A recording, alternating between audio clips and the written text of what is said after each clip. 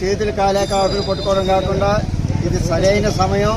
ఈ సమయంలో మనం కానీ రియాక్ట్ అవ్వకపోతే విశాఖపట్నం స్టీల్ ప్లాంట్ అనేది మిగలడం కష్టం. దానికి కారణం ఏంటంటే కేంద్రంలో ఉన్న ప్రభుత్వం అది ప్రైవేటైజ్ చేయాలని కృతనిశ్చయంతో ఉంది. దానికి దురదృష్టం ఏంటంటే రాష్ట్రంలో ఉన్నటువంటి కూటమి ప్రభుత్వం దానికి వంతపడుతూ వాళ్ళకి సహకరించి మన మీద దౌర్జన్యకాండ నిర్వహిస్తున్నటువంటి ఈ తరుణంలో ప్రజలందరూ కూడా భయం రోడ్డు మీద రాకపోతే మాత్రం మనకి భవిష్యత్తు లేదు, ఇంట్లో పడి చావడం తప్పితే దీన్ని అర్థం చేసుకుని, ఎందుకంటే విషయాలు అన్నీ చెప్పారు కాబట్టి ఆ జోలిని బోధించుకోలేదు. మన చైతన్యం మీద ఆధారపడి ఉంది.